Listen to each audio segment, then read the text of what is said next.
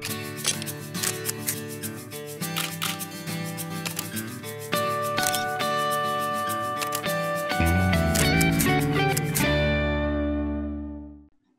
विनीत जी, आप तो हाँ पहले भी तो रोए, बड़े होके हाँ बीती बिल्कुल ताही विसार दे। बिल्कुल। बताएं। मैं जब सोचता हूँ तो मुझे ऐसा अगर मैं उसका लब्बो लुआब निकालूं आपके शब्दों में, आपकी भाषा में, ये मैं यही बोलूंगा कि आप सपने देखिए, जी जान से देखिए और उसके लिए खुद को समर्पित कर दीजिए।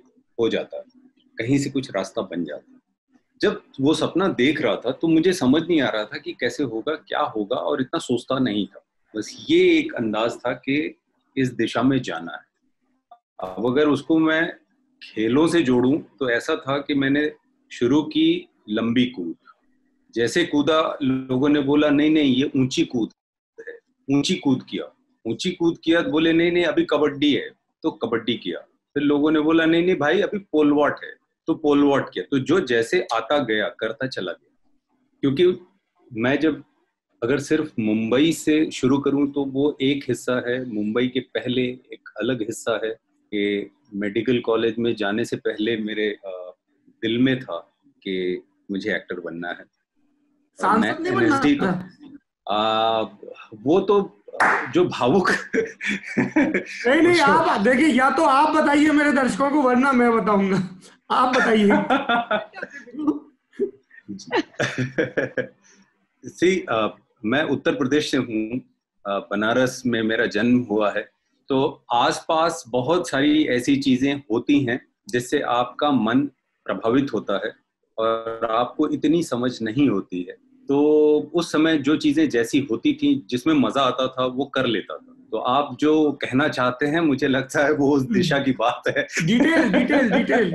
आना, कैन यू इमेजिन कि एकदम विनीत गमछा अमछा डाले मोटरसाइकिल पे बैठा, भयानक इंस्पिरेटेड, मतलब कि कुछ कर देना है, बिल्कुल चुनाव जितवा देना है अपनी नेट नेता। Net net. मुर्दाबाद, कोई सामने कोई विरोधी पड़ गया तो है उसको डेढ़ कर देंगे। Can you imagine? ये सारी कहानियां हमको विनीत बता चुके हैं। नहीं, ये सारी चीजें और मैंने नहीं नहीं बताई।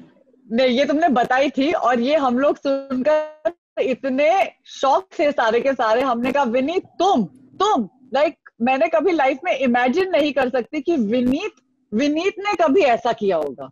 मैं इमेजिन ही नहीं कर सकती, क्योंकि मेरे पास विनीत की एक अलग ही कुछ प्रतिक्रिया थी। मैंने कहा भाई ये क्या कर दिया इस लड़के ने, ये कहाँ से शुरुआत हुई। तो आई एम ग्लैड कि एक्चुअली तुमने वो यू टर्न ले ली। मुझसे क्यों बुलवा रहे हैं सौरभ भाई? बोलो बोलो।